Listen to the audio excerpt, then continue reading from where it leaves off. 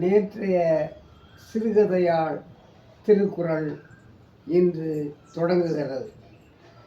யாகாவார் ஆயினும் நாக்காக்க காவாக்கால் சோகப்பர் சொல்லிழுக்கப்பட்டு என்ற திருக்குறளின் வாக்கின்படி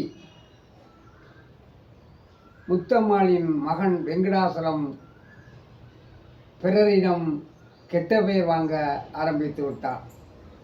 அவன் பேசுகின்ற சொற்களெல்லாம் பிறருடைய மனதை புண்படுத்தும்படியாக இருந்து அதனாலே அவன் பேசுகின்ற அந்த வார்த்தையினாலே அவனுக்கு பலவிதமான இன்னல்களும் துன்பங்களும் துயரங்களும் வர தொடங்கியது. மிகவும் கவலையடைந்த முத்தம்மாள் தன்னுடைய மகன் இவ்வளவு கீர்த்தனமாக ஒரு நிலையில் இருக்கின்றானே, அவனை உயர்ந்த இடத்தில் வைக்க வேண்டும் என்று தன்னுடைய கனவெல்லாம் பாழாகிவிட்டதே என்று எண்ணி வேதனைப்பட்டார். முடிவில் தன்னுடைய மகன் வெங்கடாசலத்திற்கு திருமணம் செய்து வைத்தால் திருந்த வாய்ப்பு இருக்கிறது என்று அவள் எண்ணினாள். அதனால் ஊர் ஊராக சென்று மகனுக்காக பெண் பார்க்க ஆரம்பித்தாள்.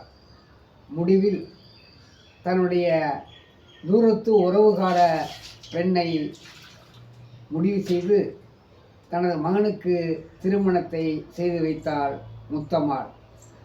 அப்பொழுதும் வெங்கடாசனுடைய குணமும் மாறவில்லை, மனமும் திருந்தவில்லை. அவனுடைய வாழ்வில் எந்த மாற்றமும் இல்லை. ஏமாற்றமடைந்தாள் முத்தம்மாள். நாளடைவில் மகன் வெங்கடாசலத்திற்கு ஒரு அழகான ஆண் குழந்தை பிறந்தது.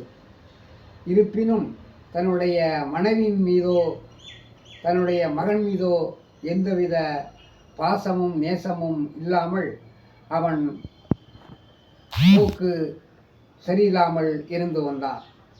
தன்னுடைய மருமகள் மகனை மாற்றி விடுவாள், திருத்தி விடுவாள் என்று முத்தம்மாள் நினைத்தாள். ஆனால் முடிவு வேறு விதமாக இருந்தது. வெங்கடாசலம் தன்னுடைய மனைவியை மட்டுமல்ல, தன்னுடைய தாய் முத்தம்மாளையும் மிகவும் கொடுமையாக பேச ஆரம்பித்தான், கொடுமைப்படுத்த ஆரம்பித்தான்.